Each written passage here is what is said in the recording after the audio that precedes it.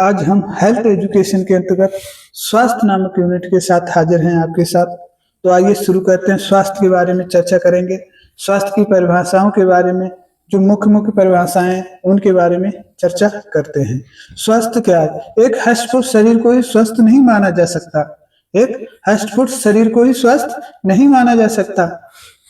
स्वस्थ व्यक्ति वह ही होता है जो भीतरी रूप से अपने शरीर के सभी अंगों का संचालन सही ढंग से कर पाता है और इसके साथ साथ ही वातावरण के साथ, बाहरी वातावरण के साथ सामंजस्य बनाने में भी योग्य होता है। स्वस्थ व्यक्ति हर समय मुस्कुराता रहता है। स्वस्थ व्यक्ति हर समय मुस्कुराता रहता है क्योंकि उसके लिए शारीरिक और मानसिक कारकों का प्रभाव पड़े और वो इस तनाव में नहीं रह सकता और ना ही रहता है। शारीरिक और मानसिक तनाव में वो नहीं रहता है। उसके लिए सभी वातावरण में उसे ढलना आता है। क्या एक हष्ट-पुष्ट आदमी पूरी तरह से स्वस्थ है? क्या आप कह सकते हैं वो पूरी तरह से स्वस्थ है? नहीं, क्योंकि हो सकता है उसे मानसिक विकार हो सकता है वो हष्ट-पुष्ट मजबूत हो और उसके शारीरिक अंदर कुछ ना कुछ बीमारियां पल रही हैं।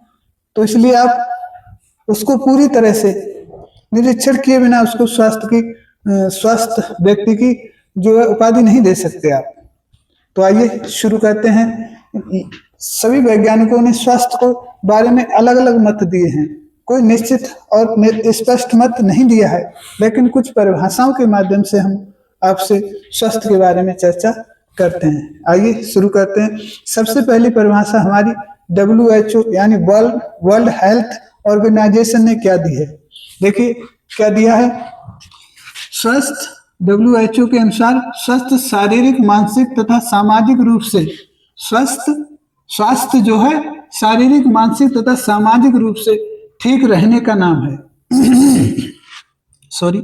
स्वास्थ्य शारीरिक, मानसिक तथा सामाजिक रूप से ठीक रहने का नाम है। इसके साथ साथ केवल बीमारियों से दूर और शारीरिक रूप से ठीक रहने की व्यवस्था नहीं है। स्वास्थ्य क्या है? WHO ने क्या परिभाषा में बताया है? स्वास्थ्य शारीरिक, मानसिक और सामाजिक। क्या WHO क्या बताता है? तीनों पहलुओं को कवर कर रहा है। स्वास्थ्य क्या है? शारीरिक, मानसिक और सामाजिक। स्वास्थ्य शारीरिक, मानसिक तथा सामाजिक रूप से भी ठीक रहने का नाम है। स्वास्थ्य क्या है? स्वास्थ्य शारीरिक, मानसिक और सामाजिक रूप से ठीक रहने का नाम है। ठीक रहने का नाम है, लेकिन केवल बीमारियों से और शारीरिक रूप से ठीक रहने की व्यवस्था का नाम नहीं है। WHO स्पष्ट कर रहा है कि देखो स्वास्थ्य क्या है? शारीरिक, मानसिक और सामाजिक रूप से ठीक रहने का नाम है। केवल बीमारियों से दूर और शारीरिक रूप से ठीक होने की व्यवस्था का नाम नहीं है। स्वास्थ्य WHO स्पष्ट कर रहा है अपने विचारों। इसके बाद हम देखते हैं। इसके बाद जेफ विलियम का हेल्थ एजुकेशन में बड़ा नाम है। जेफ विलियम कहते हैं स्वास्थ्य जीवन का वह गुण है जो व्यक्ति को अधिक ढंग से रहने तथा सर्वोच्च रूप से सेवा करने के योग्य बनाता है। जेफ विलियम का भी यही कहना है, लेकिन उनके मत अलग हैं। वो कह रहे हैं स्वास्थ्य जीवन का वह गुण है। स्वास्थ्य जीवन का वह गुण है जो व्यक्ति को अधिक ढंग से सुखी, अधिक ढंग से जीवित, ठीक है, व्यक्ति को अधिक ढंग से जीवित रहने, अधिक सुखी ढंग से जीवित रहने और सेवा करने के योग्य बनाता है। स्वस्थ व्यक्ति वही है जो समाज में लगकर समाज के काम आ सके, समाज के कार्यों में सहयोग दे। यही तो जेफ विलियम कहना चाहते हैं। जेफ विलियम साफ यही कहते हैं। स्वास्थ्य क्या है? स्वास्थ्य जीवन का वह गुण है। स्वास्थ्य जीवन का वह गुण है जो व्यक्ति को अधिक ढंग से सुखी रहने, अधिक सुखी ढंग से जीवित रहने और समाज की सेवा करने के सर्वोच्च रूप से समाज की सेवा करने के योग बनाता है। यही स्वास्थ्य को बारे में जे विलियम के विचार थे। आगे देखिए जॉन लॉक क्या कहते हैं, स्वस्थ शरीर में ही स्वस्थ मस्तिष्क रह सकता है। क्या कहते हैं, स्वस्थ शरीर में ही स्वस्थ मस्तिष्क का निवास होता है। देखिए क्या कहते हैं जॉन लॉक, ये हमारे जॉन लॉक कहते हैं कि स्वस्थ शरीर में ही स्वस्थ मस्तिष्क रह सकता है। जॉन लॉक ने अपने विचारों में स्पष्ट कहा है कि स्वस्थ शरीर में ही स्वस्थ मस्तिष्क रह सकता है। अगर व्यक्ति स्वस्थ नहीं है तो उसके विचारों में भी हानिकारक विचार उत्पन्न होने लगते हैं, वो झिंझलाने लगता है, वो किसी से प्रेम से बात करता है तो उसमें भी उसे दिक्कत होती है, उसका व्यवहार सामान्य व्यवहार नहीं रहता। इसलिए तो उन्होंने कहा है जॉन लॉक ने, स्वस्थ शरीर में ही स्वस्थ मस्तिष्क रह सकता है। अगर व्यक्ति स्वस्थ है तभी उसके विचार स्वस्थ हो सकते हैं, समाज के काम में लग सकते हैं। इसके साथ साथ अरस्तु ने क्या कहा है, अरस्तु जी कहते हैं कि स्वस्थ शरीर में ही स्वस्थ मस्तिष्क का वास होता है। अरस्तु ने अपने विचारों में कहा है, अरस्तु कहना चाहते हैं कि स्वस्थ शरीर में ही स्वस्थ मस्तिष्क रहता है। अरस्तु ने स्पष्ट कह दिया है। इनके ही मिलते जुलते जॉन लॉक के विचार हैं। जॉन लॉक कहना चाहते हैं कि स्वस्थ शरीर में ही स्वस्थ मस्तिष्क रह सकता है, उन्होंने स्पष्ट किया है। लेकिन अरस्तु जी कहते हैं कि स्वस्थ शरीर में ही स्वस्थ मस्तिष्क का वास होता है या निवास होता है। स्वस्थ शरीर में ही स्वस्थ मस्तिष्क का निवास होता है। आगे देखिए इसके साथ साथ स्वास्थ्य के आयाम, स्वास्थ्य के डायमेंशन कहाँ है, स्वास्थ्य का विस्तार कहाँ तक है, स्वास्थ्य का विस्तार कहाँ तक है। शारीरिक आयाम, क्या व्यक्ति शारीरिक रूप से हष्ट पुष्ट है, ढील ढाल उसका सही है, वो सही से कार्य कर रहा है, चमकदार है, उसकी आंखें सही है, उसका चेहरा हाव भाव सही है, समाज में सही से रह पा रहा है, यही क्या आता है, इसी के अंतर्गत आता है क्या, शारीरिक आयाम। शरीर उसका हष्ट पुष्ट है, देखने में सुंदर है, कहीं से कोई विकलांगता तो नहीं, कोई बीमारी तो नहीं पड़ रही, यही तो शारीरिक आयाम में शामिल होता है। ठीक है। इसके बाद मानसिक आयाम,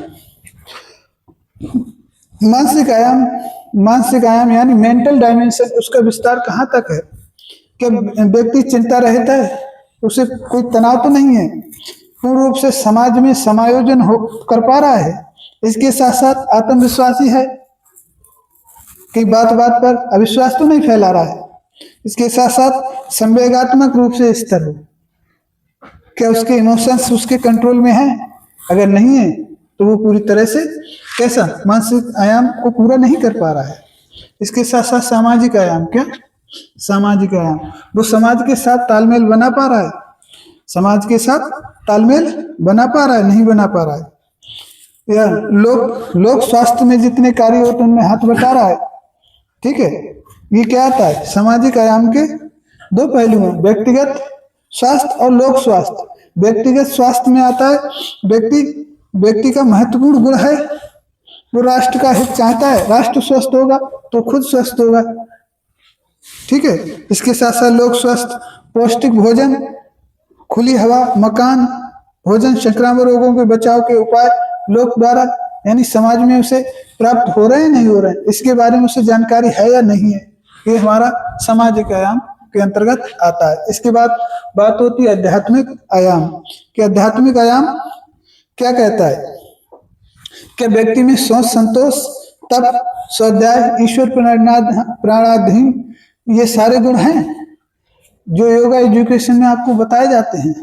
क्या व्यक्ति के पास ये सारे गुण हैं, तभी तो वो आध्यात्मिक रूप से स्वस्थ कहा जा सकता है। क्या इसमें लगाव है, नहीं है, तो इस डायमेंशन को पूरा नहीं करता है। क्या इस डायमेंशन को पूरा नहीं करता। इसके बाद हम देखते हैं शारीरिक शिक्षा के उद्देश्य। शारीरिक शिक्षा के उद्देश्य क्या है, शारीरिक शिक्षा के उद्देश्य, शारीरिक शिक्षा में स्वास्थ्य के उद्देश्य, क्या स्वास्थ्य के उद्देश्य, शारीरिक विकास। शारीरिक शिक्षा के अंतर्गत हम जब स्वास्थ्य पढ़ते हैं तो उसमें सर्वप्रथम एक पहलू यही शामिल होता है, शारीरिक स्वास्थ्य, शरीर को स्वस्थ रखने की तरह तरह की विधियां, तरह तरह के न्यूट्रिएंट्स के बारे में जानकारी, बीमारियों के बारे में, टीकों के बारे में जानकारी देना, जिससे व्यक्ति पूरी तरह से स्वस्थ रह सके। इसके साथ मानसिक विकास, उसका मानसिक डेवलपमेंट भी किया जाता है। कैसे टीम के साथ सामंजस्य बैठाना है, कैसे समाज में रहना है, कैसे समाज को गाइड करना होता है। इसके साथ साथ बीमारी की रोकथाम, उसको बीमारियों से भी अवेयर कराया जाता है। बीमारियां, कौन सी बीमारी कैसे फैलती है, कौन सी, किसके बचाव क्या है, कैसे हम इनसे बचाव कर सकते हैं। इसके साथ साथ स्वास्थ्य संबंधी स्तर विकसित करना, स्वास्थ्य संबंधी स्तर को भी विकसित करना उसे सिखाया जाता है। कैसे हमें रूटीन, डेली रूटीन को फॉलो करना है, क्या खाना है, क्या नहीं खाना है। इसके साथ साथ रेगुलर एक्सरसाइज करनी है, कंटिन्यूटी बना के रखनी है। अगर एक खिलाड़ी स्वस्थ नहीं होगा तो समाज में प्रतियोगिताओं में कैसे विजय हासिल करेगा। खिलाड़ियों को सबसे ज्यादा जरूरत होती है स्वस्थ रहने की। इसके साथ साथ शारीरिक शिक्षा अध्यापक को भी इसका विशेष ज्ञान होना चाहिए, तभी तो वो बच्चों में, आने वाली पीढ़ियों में इसका विकास कर पाएगा, इससे अवेयर करवा पाएगा कि कैसे स्वस्थ रखना है, शरीर को फिट रखना क्यों आवश्यक है। आशा करते हैं, पूरी उम्मीद करते हैं कि आपको स्वास्थ्य का अर्थ और परिभाषा समझ में आई होंगी। इससे एक परिभाषा या अर्थ जरूर पूछा जाता है, इस पर आप विशेष ध्यान दें। Thank you. जय हिंद, जय भारत।